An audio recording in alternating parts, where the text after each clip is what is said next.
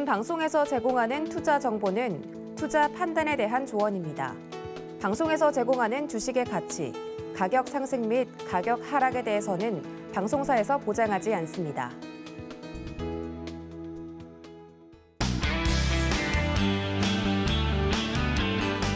자, 시청자 여러분 반갑습니다. 자, 이민년 검은 호랑이 해가 밝았습니다. 새해 복 많이 받으시고요. 여러 가지 복 중에서 건강의 복, 그리고 가족 간의 행복, 그리고 그것보다 조금 더 중요하다고 할 수 있겠나요? 우리 주식하시는 분들께서는 주식으로 수익 많이 내시기 바랍니다.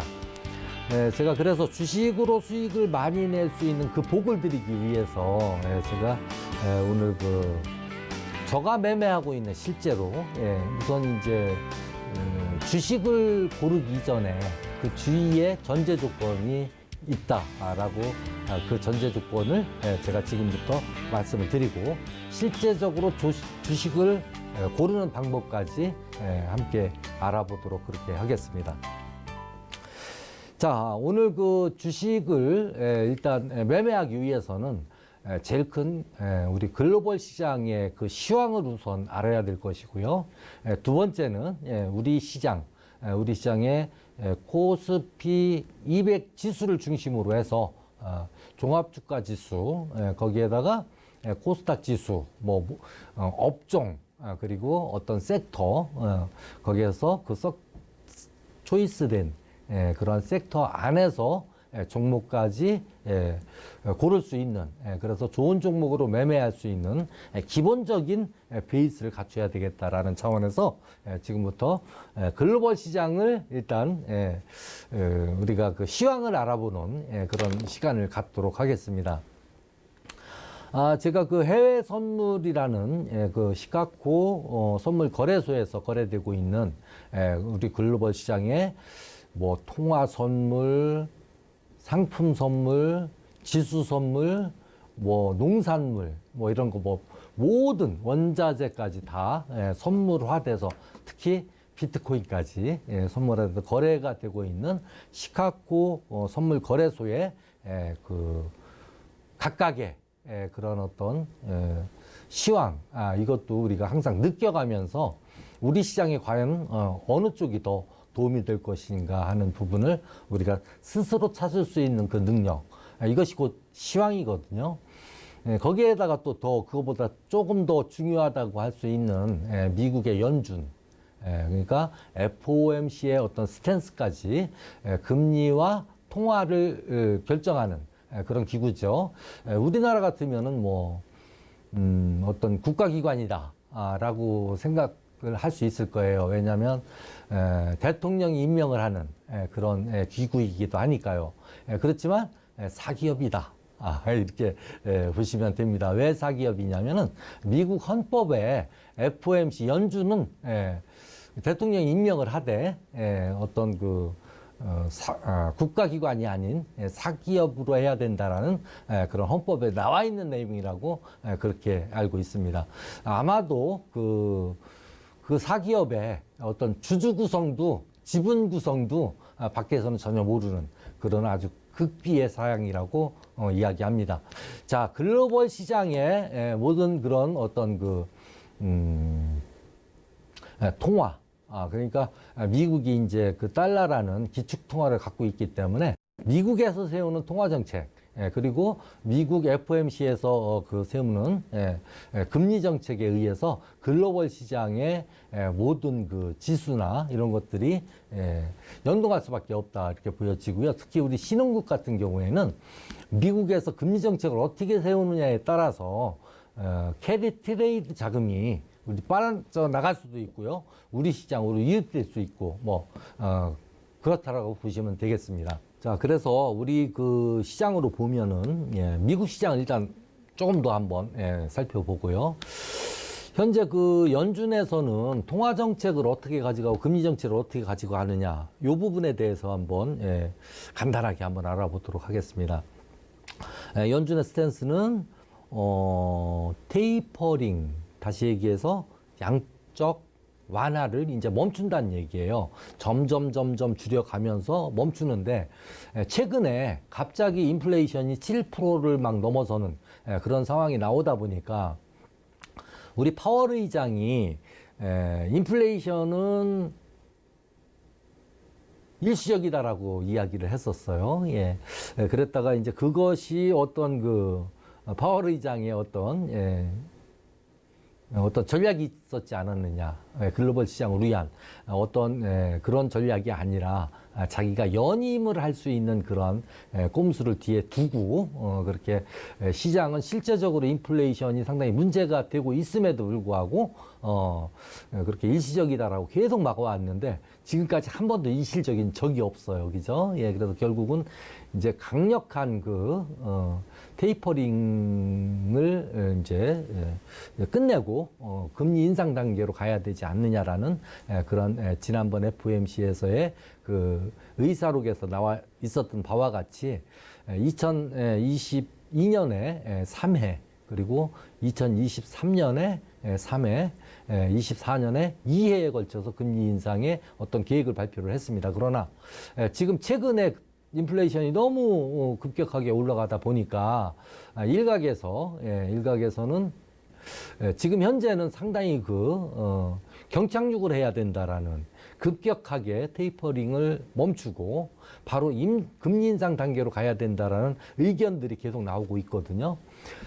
우리 한국은행은 어땠습니까? 우리 한국은행 같은 경우는 이미 작년부터 2회의 금리 인상을 했었고 올해 1회 추가적인 금리 인상을 단행을 했죠. 총 3번인데요. 이 3번 중에 2번은 상당히 선제적이었었어요. 지금은 이제 미국 외에 다른 국가들도 금리 인상을 한다는 그런 국가들도 있긴 한데 전체적으로 봐서 속도라든가 이런 부분에서 우리 한국은행이 지금 가져가고 있는 금리 인상 부분이 상당히 선제적이다라고 확인이 되는 부분이고요. 그러니까 우리가 지금 현재 매를 먼저 맞고 있다. 자본시장에 매를 맞고 있는 그런 상황이라서 우리 투자자들이 다 어려운 부분이다. 이렇게 말씀을 드리겠습니다. 자, 그러면은 이 금리 인상이 이제 테이퍼링이 끝나고 그 다음에 금리 인상하는 내용이 어떤 내용이냐면은 시중에 돈이 너무 많이 풀려 있기 때문에 이것을 끌어들이는 그런 어떤 출구 전략이다. 이렇게 말씀을 드릴 수 있겠고, 그 중에 이제 가장 큰 힘을 발휘할 수 있는 출구 전략에 힘을 발휘할 수 있는 그런 정책이 금리 인상이다라는 것이죠. 예, 그래서 아무래도 우리의 경착륙 부분도 있을 것이고요. 우리만이 아닌 이제 글로벌 시장을 선도하는 미국의 경착륙 부분을 또 우리가 또 다음번에 우리한테 어려움을 줄 수 있는 부분도 또 올 수가 있다라는 걸 염두에 두고 시장을 대응해 주면 좋겠다. 이렇게 말씀드립니다. 자, 우리 시장이 이제 4월 달부터 어떤 양적 완화에 대한 부분, 보조금 지급이라든가 이런 돈을 많이 풀었지 않습니까? 그러면서 우리 시장이든 글로벌 시장 전체가 유동성이 너무너무 많이 이제 풀려버린 거예요. 그러니까 그 유동성이 풀리다 보니까 화폐의 가치는 떨어지고 인플레이션이죠. 그리고 그 돈이 어디로 몰려갔냐? 이런 자본시장이 이제 몰려와서 묻지 마시게 상승이 나왔었던 구간이었었다.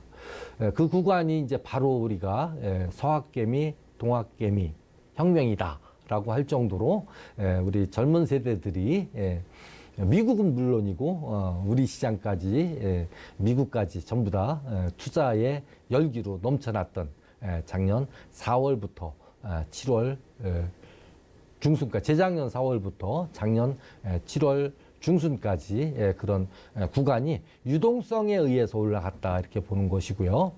그 이후에 이제 지금까지 지속적으로 이제 저점과 고점이 낮아지는 기간 수렴과 가격 수렴이 지금 우리 지수가 나타나고 있는 것이다. 이렇게 본다라면은 지금은 뭐 스무스하게 부드럽게 내려오지만 아마도 이제 어떤 금리 인상에 시장에서 반응을 할 때 그러니까 내가 빚이 많았는데 빨리 은행에 돈을 갚아야 되겠어. 갚으려면은 부동산을 팔아야 되겠어. 아니면 주식을 팔아야 되겠어. 라는 계획을 하게 되겠죠. 그때 되면은 상당한 경착륙 부분의 변동성 구간이 또 나타날 수가 있다라고 보는 거고요. 미국이 재채기를 하면 우리는 독감에 걸린다. 그런 이야기까지도 있는데요. 자, 그러면 우리 시장이 그 금리 인상이라든가 이런 부분에 어떤 그 먼저 매를 맞고 있다라고 표현을 했는데요. 거기에다가 우리나라만 있었던 연말에 있었던 그 대주주 요건에 조세 회피 물량이 빠져나간 상태에서 미처 그 물량이 들어오기도 전에 그 자금이 들어오기도 전에 또다시 어떤 악재들이 굵직굵직한 악재들이 상당히 많이 나왔어요. 다시 말하면은 이런 셀트리온 바이오 쪽에 또 그 성장성만 보고 투자한 투자자들이 상당히 많은데 금리 인상 하나만 해도 아주 버거운 상태에서 셀트리온의 어떤 문제 때문에 바이오 섹터 전체가 지금 영향을 받고 지금 빠지고 있고 아주 우량한 종목들도 뭐 하루 이틀 상승하면 아주 고마울 정도로 그리고 빠지는 건 한 일주일 빠져주고요. 그런 장이 지금 연출이 되고 있는데 자, 그러면 우리가 최근에 또 LG 에너지 솔루션이 시장에 블랙홀 역할을 해서 우리 시장도 상당히 어렵게 했었고요. 그랬던 이제 우리 경험이 있었는데 금리 인상에다가 그리고 또 이번에 현대 엔지니어링 이거는 또 그 현대 엔지니어링의 지분이 또 현대 건설에 이제 현대 건설이 이제 많이 가지고 있는 그런 기업인데 요것이 또 상장하면은 한 7조, 6조 정도 되는 돈이 또 그쪽으로 작은 블랙홀을 하나 또 만들지 않을까라는 우려가 되는 현재죠. 그래서 자, 뭐 다 좋습니다. 금리 인상도 좋고 어떤 뭐 IPO 때문에 대형 IPO 때문에 그쪽으로 돈이 몰려가는 블랙홀 현상이 나오든 어떻든 우리가 그거에 너무 휘달리지 말고 나만의 어떤 전략과 전술에 의해서 시장을 대응해 나가고 이겨 나간다라면은 그거보다 더 좋은 그런 매매가 또 없겠죠. 그래서 제가 도움 말씀을 좀 드린다라면 일단은 시장 분석에 대한 이야기부터 먼저 드리도록 하겠습니다. 이 시장 분석. 이 시장 분석이라는 게 뭐냐면 우리 시장 분석이에요. 우리 시장의 방향성이 어디로 갈 것이냐. 너무 장기적인 건 여기서 찾을 수는 없고요. 물론 뭐 다 적용이 되겠지만은 그래도 당장 와닿는 부분이 뭐냐면은 제가 지금부터 말씀드리는 이 내용은 오늘 당일에 시장이 어느 쪽으로 갈 것이냐 이거부터 먼저 파악을 해야 되겠죠, 그죠? 자, 그래서 여기 보시면 이 수급의 주체를 여기 이제 한번 볼게요. 이거 이제 투자자별 매매 종합이거든요. 그 중에 개인은 어떻게 매매했느냐, 외국인은 어떻게 했느냐, 기관은 어떻게 했느냐. 기관 중에 금융투자, 보험, 투신, 은행, 기타금융, 그리고 연기금 이렇게 이제 분류가 되는데요. 이 중에서 그 개인은 개인이에요, 그냥. 그리고 외국인은 그냥 외국인입니다. 그리고 기관이 이제 여기 있는데 기관괴가 이 기관괴는 어떤 수급이냐면 금융투자와 보험, 투신, 은행, 기타금융, 연기금 그리고 저 사모펀드까지 다 포함한 그 괴라는 이야기죠. 이 중에서 이제 가장 힘이 있고 어떤 특징을 가진 주체를 제가 잠시 한번 설명을 드리고 다음으로 넘어가도록 하겠습니다. 뭐냐면 금융투자가 있어요. 우리 시장에. 금융투자라는 이 주체는 어떤 주체냐면 증권사들로 이루어진 그런 금융투자다. 증권사들이 이제 그 주체가 되는 그런 금융투자다 이렇게 말씀을 드리고요. 그 다음에는 이제 보험이 있는데 이제 보험 같은 경우는 그렇게 많지는 않은데 변액 보험이 좀 있어요. 변액 보험이 있어가지고 그 변액 보험은 우리 투자자분들이 이제 펀드가 하는 식으로 보험을 들어서 이 주식을 할 수 있게끔 이렇게 그 가입한 우리 투자자분들이 승인을 해준 그런 변액보험에 가입하면 그 돈은 주식 매매도 하는 그런 보험이다. 그래서 그 자금이 조금 좀 중장기로 투자가 되는 경우가 있어서 그나마 그래도 좀 괜찮다 이렇게 보고요. 투신 같은 경우는 자산운용사들의 모임이에요. 투신이라는 그 주체는 자산운용사들의 그 매매 사항을 집계해 놓은 것이 투신이라고 분류가 되는 것이고요. 그 다음에는 말 그대로 이제 은행 같은 경우는 어떤 종목에 대한 어떤 긴 아주 그냥 대주주처럼 지분을 확보해서 오래 가져가는 그런 부분들을 빼고 트레이딩하는 자금으로서는 단기 자금에 속한다 이렇게 말씀을 드리고요. 그 다음에 이제 연기금 아주 가장 중요한 수급이고, 우리가 지금 작년까지, 코로나 이전까지라고 해야 될까요? 코로나 팬데믹 이전까지는 연기금이 우리의 정신적 지주였습니다. 지금도 그런 느낌은 들긴 하지만 우리 연기금의 대부분을 차지하는 우리 국민연금이 이제 국내 주식 비중을 줄이고 해외 주식 부분을 더 늘린다라는 어떤 그런 그 경영 방침을 이제 5년에 한 번씩 그걸 바꾸는데 지금은 상당히 좀 안 좋은 그러니까 해외 쪽에 투자를 더 많이 하고 국내는 줄이겠다라는 계획을 발표하고 그렇게 진행되어 나가고 있습니다. 그래서 연기금이 최대 주주인 종목들도 상당히 많이 있어요. 그런 종목들도 가차없이 그냥 올라온 팝니다. 그래서 우리 시장이 더더욱 어려움이 가중되고 있다 이렇게 보여지는 거고요. 자, 이 중에 제가 이야기하고 싶은 거는 여기 금융투자하고 이 투신의 약간의 물량 그리고 외국인들의 물량 중에 선물 수급을 이야기합니다. 차익 매매하는 주체들이다. 차익 물량이 상당히 많다 이렇게 보시면 돼요. 특히 다른 주체보다도 우리 금융투자는 차익 매매가 상당히 많습니다. 왜냐하면 그걸로 다 수익을 내고 있어요. 금융투자는. 이제 우리가 흔히 금융투자는 저 선물을 지수가 올라가면은 선물을 팔고 지수가 떨어지면 선물을 사고 저거 맨날 저거 손실 보는 것 같은데 절대 그렇지 않습니다.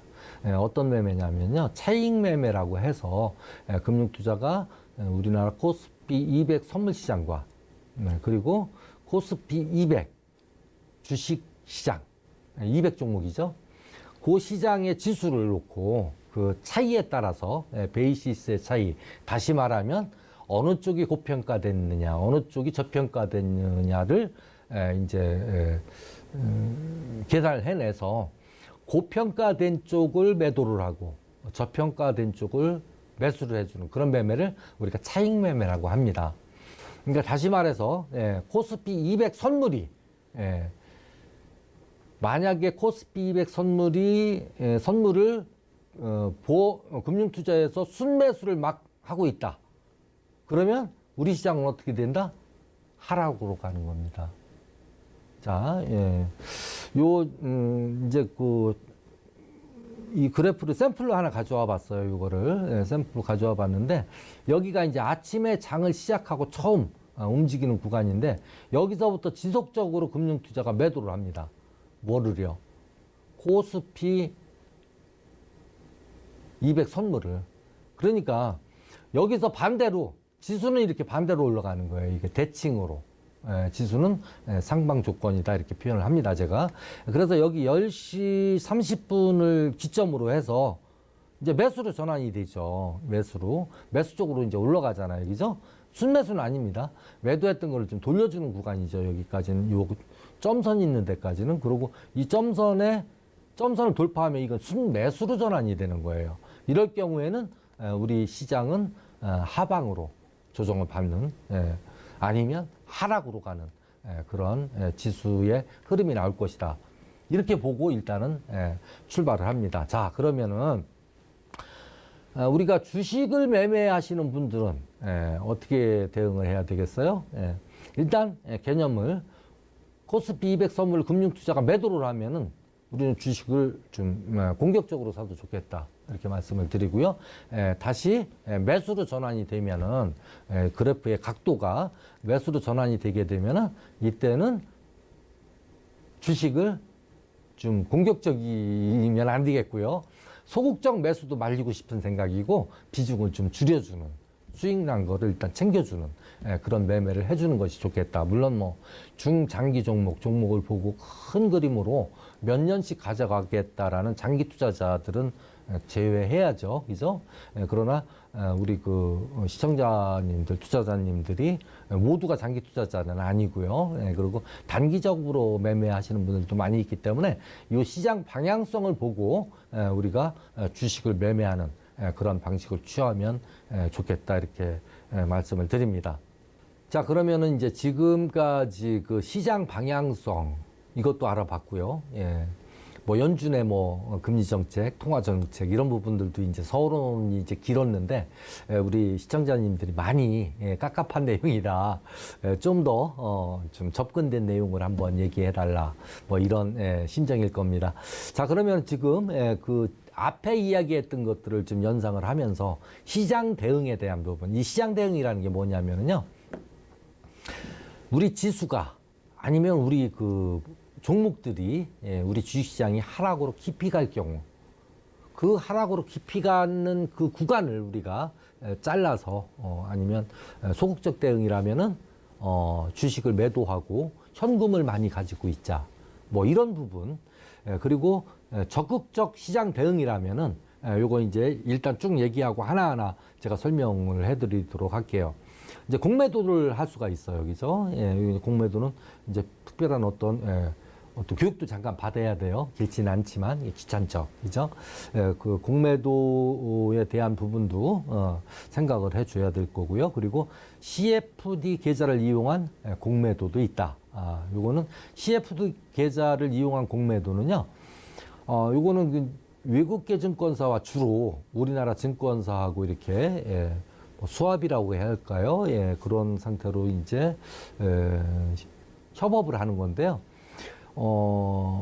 우리 그 투자자분들이 전문 투자자 요건을 증권사에다가 일단 인증을 해줘야 됩니다.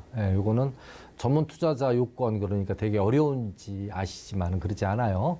요거는 이제 자기가 보유한 어떤 현금 자산이나 이런 것들이 인증만 해주면 됩니다. 대략 한 5천만 원 이상이면 된다고 합니다. 증권사마다 조금씩 다른 부분은 있겠지만은. 그리고 CFD 계좌에 처음 넣어야 될 증거금이 대략 한 5천만 원. 이 정도 되면 전문 투자자 요건을 준다고 하죠. 그래서 이 CFD 계좌를 이용한 공매도라는 게 뭐냐면은 CFD 계좌는 일반적인 그 주식 계좌는 매수밖에는 못합니다. 매수, 그죠? 매수라는 상품밖에 없어요. 한 방향밖에. 그러니까 매수를 해서 주식이 올라가면 수익이 나는 구조죠, 그죠? 그리고 매수를 해서 주식이 떨어지면 손실이 나는 구조고 이거밖에는 없습니다. 그런데 이 CFD 계좌의 특징은 첫 번째로 레버리지 매매를 상당히 크게 할 수 있다. 그 부분하고 또 매수만이 아닌 선물처럼 공매도까지 할 수가 있다. 그래서 이 종목이 예를 들어서 크게 하락을 할 것 같으면은 매수만이 아닌 공매도를 해서 그 종목이 실제로 하락을 했을 때 수익을 얻는 방법. 이런 방법이거든요. 그래서 이 CFD 계좌를 이용한 방법은 이 공매도도 가능하고요. 그러니까 주식이 올라간다에 걸면 수익이 나는 거고 내려간다에 걸면은 수익이 나는 거고 내려갔을 때. 그래서 양방향 매매도 가능한 공매도를 이용한 방법이죠. 그러나 이제 파생 개념이에요. 파생 개념. 그러나 파생 계좌는 아니고요. 이 CFD 계좌는 또 다른 하나의 장르라고 보시면 됩니다. 요거는 좀 이용하기가 조금 단타하시는 분들은, 짧은 매매하시는 분들은 좀 부담스러운 부분이 수수료도 좀 많이 높고요. 그리고 외국계한테 그 주식을 빌려다가 공매도를 하는 거기 때문에 거기에 대한 수수료도 또 별도로 있다 해서 상당히 이렇게 빠져나가는 돈이 많이 있다라는 거, 그걸 좀 알아주시면 되겠고요. 그리고 CFD 계좌를 이용해서 공매도를 했든 매수를 했든, 요거는 아까 보여드렸던 그 수급표 기억나시죠? 수급표를 보면은 거기에 외국인 수급으로 잡힌다. 제가 예를 들어서 CFD 계좌를 가지고 어떤 종목을 순매수를 했다라면은 그 순매수한 것이 외국인으로 잡힌다는 얘기죠. 윤병으로 잡히는 게 아니고, 그 부분을 좀 아시면 되겠고요. 자, 하락장에서도 역시나 그 위험에 노출되기보다는 차라리 좀 강력한 그런 수익 내긴 좋은 매매 장르에 대한 부분을 설명을 드리도록 합니다. 우리 시청자님들이나 아니면은 우리 이제 투자자분이겠죠. 투자자분들이 지금 시장에서는 내가 자신 있게 매매를 할 수가 없는 그런 상황이다. 너무 시장이 두렵고 수급도 안 좋고, 아까 말씀드린 시장 분석, 그 차익 매매라는 금융 투자가 선물을 계속 사고 있고, 이거 참 너무 걱정돼서 도저히 못하겠다, 이런 판단이 들면은요, 일단은 주식을 싹 팔아버립니다. 일단 다 팔아버리시고, 여기까지는 소극적 시장 대응이고요. 그 다음에 파생 계좌에서 지수 선물에 투자하는 방법도 있고, 그리고 주식 선물에 투자하는 방법이 있습니다. 예를 들어 지수 선물 같은 경우, 아까 시장 방향성, 금융투자가 코스피 200 선물을 매수를 하게 되면은 지수 선물 매도라는 상품을 사시면 되는 겁니다. 그러니까 선물은 상당히 간단해요. 어떤 게 간단하냐면은 상품이 두 상품밖에 없다. 물론 3, 6, 9, 12 1년에 4번 마감을 하는데요. 3월물, 6월물, 9월물, 12월물 이렇게 표현을 합니다. 그러면 각 그 분기별 그런 그 마감 일자에 맞추어서 우리가 이제 그 매매를 하게 되는데요. 시장이 하락 조건이다. 그러니까 금융투자가 계속 매수를 해준다. 그럴 때는 차트도 이제 나중에 저하고 이제 공부를 하게 되겠지만은, 그렇게 되면은 일단 선물은 일단 한 계약이든 두 계약이든 매도를 해주면 되겠죠. 그 디테일한 설명은 나중에 또 보완해 드리기도 하고, 그리고 이 시장에 대한 그 지수 선물 베팅을 매도 베팅을 하는 거예요. 그러니까 매도로 하는 베팅을 하게 되면은 우리가 이제 주식만 했던 투자자분들은 매도 그러면 내가 가지고 있는 거 파는 거야? 이거 아닙니다. 선물에서는 매수라는 상품하고 매도라는 상품하고 따로 있어요. 그러니까 그 월물마다 매도 상품밖에 없다. 아주 간단하죠, 그죠? 그래서 시장이 빠질 것 같으면 매도에다 걸어주고 수익을 내주면 되는 거고요. 그리고 이제 주식 같은 경우는 조금 달라요. 그거는 시장 방향성은 참고만 하고, 시장이 상방이다 하방이다라는 그런 참고를 해주고, 그 다음에 이제 각계 그 개별 종목의 이슈도 있고, 종목별로 어떤 그 뭐 재무상의 어떤 실적이죠. 그리고 무슨 이슈, 뉴스, 뭐 수조 공시, 뭐 이런 거, 유상증자, 무상증자, 뭐 이런 부분도 있을 수 있고 해서 개별 주식 선물은 조금 다른 부분이 있어요.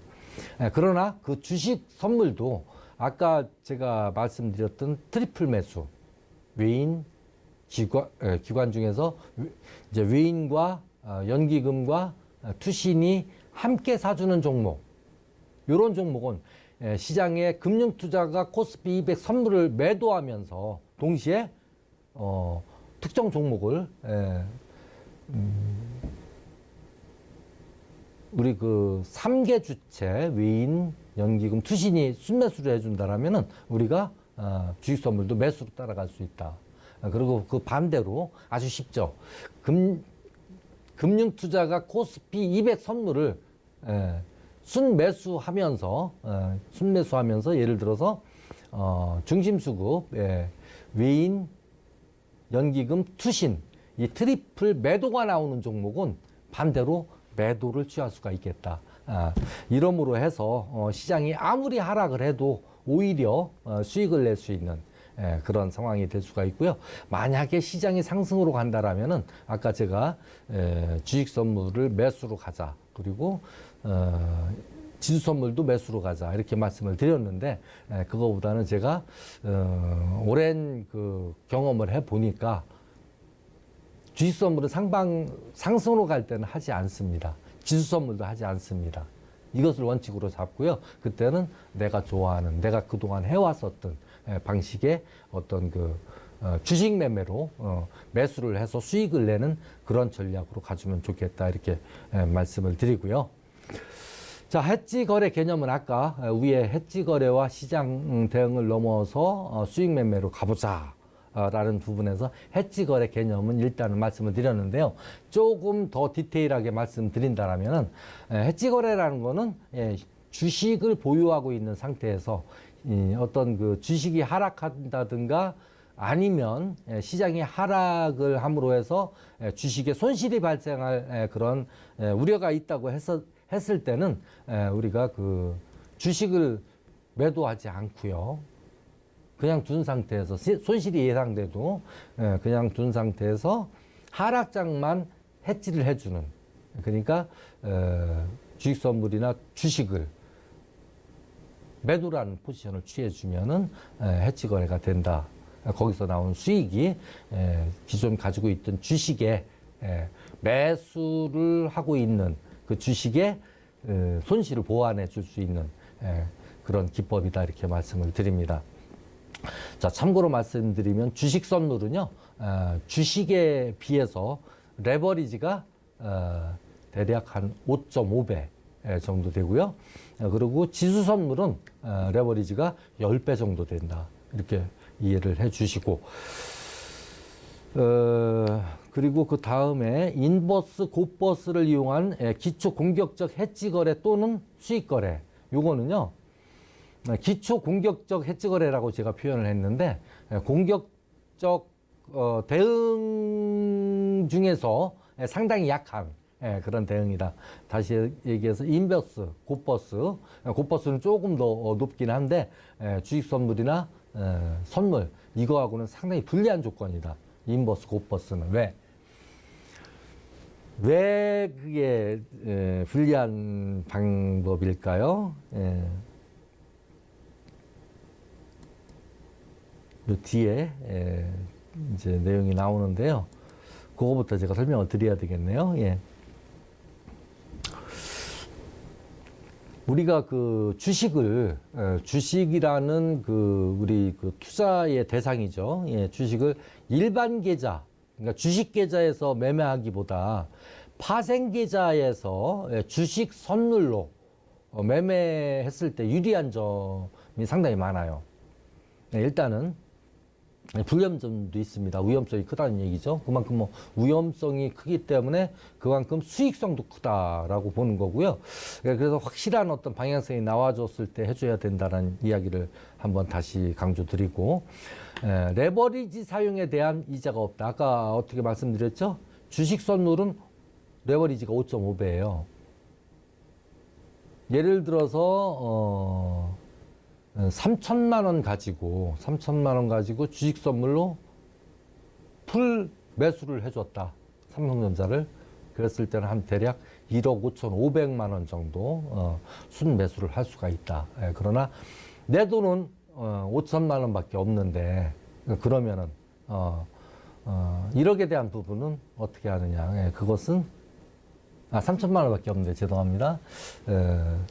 그것은 레버리지라고 해서 일반적으로 우리가 주식을 신용매매나 이런 거 했을 때 레버리지 쓴다고 얘기를 하죠. 그러나 여기서는 레버리지라고 얘기하지는 않아요.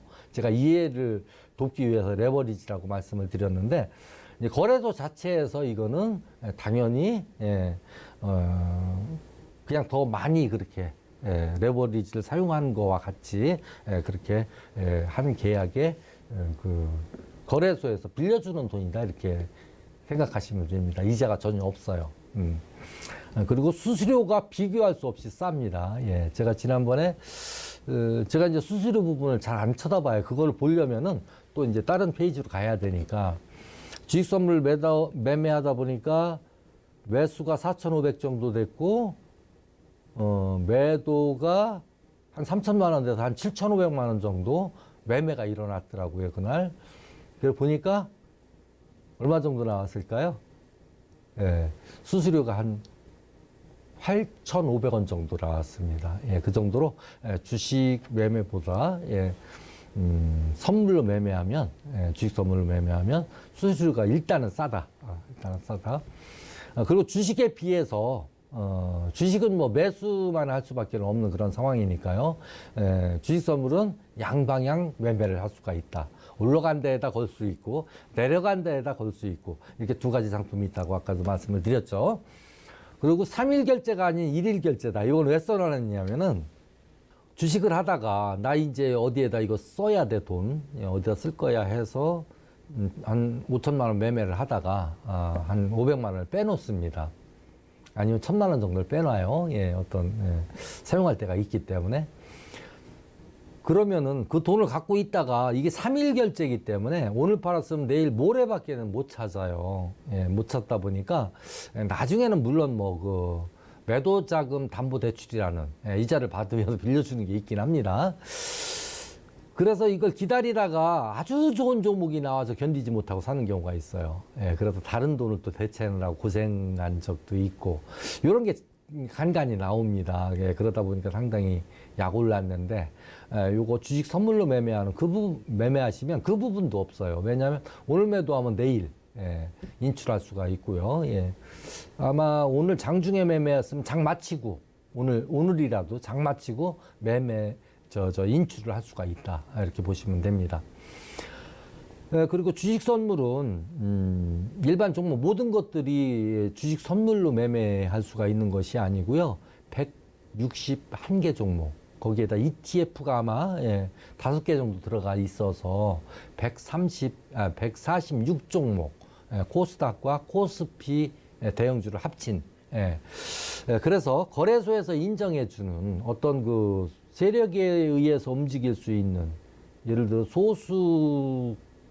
소수인이 아주 큰 물량을 갖고 있다든가, 소수의 어떤 단일 주체가 이 종목을 아주 많이 갖고 있다든가, 뭐 이런, 그리고 실적이 많이 안 좋고 이런 기업이라든가 이런 것들은 다 여기에 주식 선물로 매매를 할 수가 없게 되어 있죠. 그래서 상당히 그 옛날에는 이게 이제 제가 그 1세대인데요. 이 상품이 나오고서부터 바로 제가 매매를 시작을 했었는데, 그때는 30종목으로 시작을 했어요.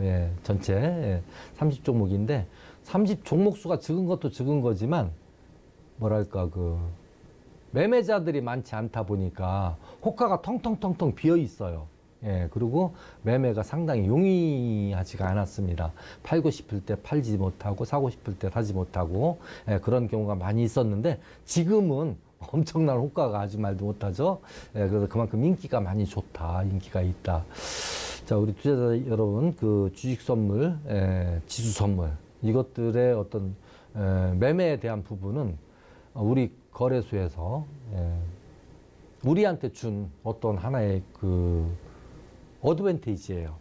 어드밴테이지인데, 이것을 사용하지 않고 그냥 위험한 한방향 매매를 한다든가 하는 부분은 저는 올바른 투자 기법이다라고 생각하지 않습니다. 그래서 제가 오늘 특별히 오늘 새 선물 드린다라는 생각으로 제가 이렇게 설명을 드리고 있으니까 이 부분을 계속 집중해서 들어주시기 바랍니다.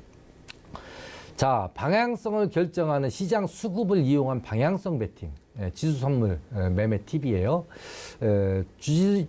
조금 전에 주식 선물, 개별 주식 선물 이제 설명을 드린 거고요. 방향성을 결정하는 시장 수급을 이용한 방향성 베팅이다. 이거는 아까 계속 설명드렸던 금융 투자가 베이시스를 이용한 선물과 현물의 그 차이를 이용해서 고평가된 것은 팔고 저평가된 것은 사주면서 이렇게 교차 매매 해주는 것을 우리가 차익 매매라고 해요. 차익 매매 중에 예를 들어서 선물 수급이 매도로 가고 현물 수급이 매수로 간다라면은 이거는 이제 차익 매수가 되는 거고요. 그 반대인 경우에는 차익 매도가 되는 것이다. 이렇게 말씀을 드립니다. 자, 그리고 개별 주식 선물은 조금 전에 설명을 드렸고, 금융 투자의 차익 매매 기반에서 시장 방향성을 내가 확실하게 정해줘야 돼요. 그래서 금융 투자의 그 차익 매매에 대한 이해를 제 방송을 2번, 3번을 보더라도 확실하게 숙지와 숙달을 해주셔야 되겠다. 이렇게 말씀을 드립니다. 자, 그리고 재무와 펀더멘탈을 기반으로 한 트리플 매수 종목에 우리가 이제 그 트리플 매수라는 건 위인, 연기금, 투신이 매수해주는 종목 동시에요. 예, 그리고 거래량 속에 숨어 있는 중심 수급으로 방향성을 판단한다. 겹친 내용이기는 합니다. 위인, 연기금, 투신. 얘네들이 거래량 속에 숨어 있는 중심 수급으로 방향성을 판단해서 매매를 해주면 되겠다. 이렇게 말씀을 드리고요. 주식 선물 매매를 위해 필요한 개시 증거금은 옵션을 제외하고 1,000만 원이다. 아까도 이제 잠깐 말씀을 드렸어요. 예, 그래서 우리 투자자분들이 파생 매매를 한다고 그러면은 엄청나게 큰 자금이 필요한 걸로 알고 있습니다. 절대 그렇지 않아요. 예. 1,000만 원이면 개시 증거금으로 매매를 충분히 할 수가 있습니다. 주식 선물 같은 경우. 지수 선물 같은 경우는 이제 1,000만 원 가지고는 안 되는 거고요. 예. 그래서 나는 주식 선물과 지수 선물을 함께 매매를 해보고 싶다라고 하시는 우리 투자자님들이 계시면 가장 작은 돈 대략 한 3,000만 원으로 해도 되기는 하는데 그거는 이제 동시에 지수 선물이나 주식 선물을 매매하기는 좀 버거울 거예요. 예. 한 계약 정도밖에는 못할 것이고 그래서 대략 한 4천만 원 내지 5천만 원을 갖고 있으면은 계좌를 하나 만들어지면은 얼마든지 매매를 할 수 있다. 이렇게 말씀을 드립니다. 자, 이제 우리가 그 주식 선물을 매매하는 종목을 일단 어떻게 찾아서 방향성을 어떻게 파악해 봐야 되는 것이냐가 가장 중요하죠. 예를 들어서 이제 신한지주를 제가 지금 상당히 좋다라고 생각하고 제가 차트라든가 수급이라든가 이런 것들이 너무 좋아서 가져왔는데요. 자, 신한지주 같은 경우는 지금 그 펀더멘탈 상으로도 너무너무 좋죠. 예, 이익도 많이 나왔고요. 예, 거기에다가, 차트와 수급까지도 좋다. 예, 이거는 무슨 얘기냐면은, 제가 가장 이쪽 부분에서는 상승을 볼 수 있고, 이쪽 부분에서는 하락을 볼 수 있는, 하락할 가능성이 큰 그런 경계선을 제가 하나 가지고 있어요. 저는 항상 그걸 기준으로 매매를 합니다. 모든 시세의 출발은 240선이다. 하락 시대든 상승 시세든 어느 시세든 출발 자리는 240선이다라는 거를 제가 항상 강조를 하고 있는 그런 투자자입니다. 제가. 예. 자, 그래서 이 240선에서 이렇게 올라가는 처음에 돌파할 때는 사실은 따라가기가 상당히 힘듭니다. 요거. 따라가기가 힘든데 얘가 조정을 받고 또 이탈을 했다가 다시 올라가죠. 다시 올라가서 지지 반등해주는 이 시그널이 어디에 있느냐면은 이렇게 이제 그 큰 파동이 여기 주파동이 나와 있고요. 기준 파동이라고 제가 이야기를 합니다. 이 기준 파동 내에서 조정받는 건 얼마든지 추가 매수할 수 있는 그런 부분이거든요. 그러니까 요거는 이제 주식 선물 같은 경우는 한 달이에요, 한 달. 그러니까 그 우리 옵션 만기라고 똑같이 만기가 한 달밖에는 안 됩니다. 그래서 나중에 다시 또 오버런을 할 수 있지만은 일단 한 달씩 마무리가 되기 때문에 오랜 기간은 견디지를 못합니다. 그런 특성을 좀 아셔야 되고, 그래서 얘가 다시 눌림, 지지, 반등하고 요 꼬리 달 때부터 일단 우리가 이 종목을 관심 있게 봐줘야 돼요. 그러고 이게 며칠이죠? 1월 19일 날 이런 어떤 그 거래량 21선을 돌파해주는 빨간 양봉의 거래량, 요거는 어떤 거래량 속성으로 들어가서 당일 시가 대비로 이거 다 맞춰놔야 돼요. 아니면 요거 당일 종가 대비, 고가 대비 이런 건 의미가 없습니다. 거래량 분석에 있어서는 전일 거래량 대비도 이거 의미가 없어요. 항상 당일 시가 대비로 해놔야 어떤 부분이 있냐면은 이 시가 대비로 해놓으면 왜 시가 대비로 해놓느냐면은 요거는 거래량 캔들과 가격 캔들의 어떤 그 같은 양봉, 음봉을 보여주기 위함이다. 그래서 이후의 캔들을 보지 않아도 아래의 캔들만 봐도 이 종목이 상승으로 갈 것이냐 하락으로 갈 것이냐라는 거는 답을 찾을 수가 있다. 다시 말하면 20선을 돌파해내지 못하는 20선을 돌파해내지 못하는 거래량, 여기 3일이죠. 3일, 요거 3일. 3일 동안은 요거는 방향성을 주지 않는 수렴의 거래이다. 이렇게 보시면 되고요. 그리고 여기에 이렇게 이제 도지성 이제 음봉이 나왔고 여기 양봉이 나왔는데 이 도지성 캔들이 나와준다라면은 어느 쪽으로인가 크게 가겠다. 그러니까 팽팽했던 어떤 매도와 매수의 싸움이 이제 그 어느 한쪽으로 몰리는 그런 시그널이다라고 받아주셔도 됩니다.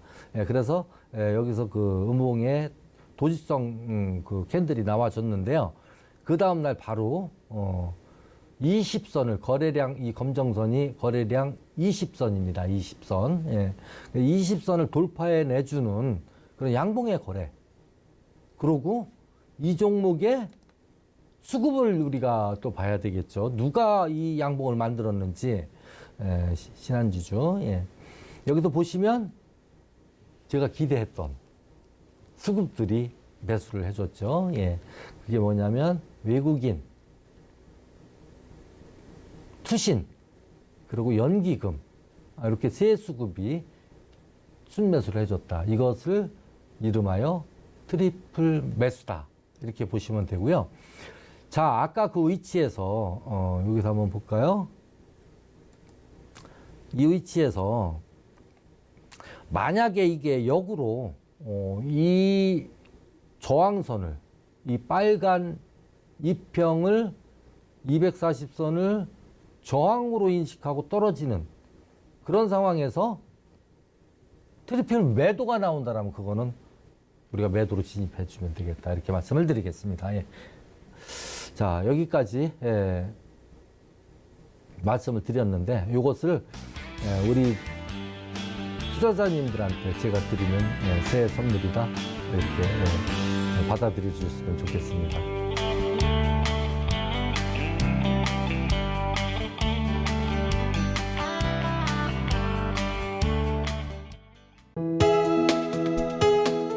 본 방송에서 제공하는 투자 정보는 투자 판단에 대한 조언입니다. 방송에서 제공하는 주식의 가치, 가격 상승 및 가격 하락에 대해서는 방송사에서 보장하지 않습니다.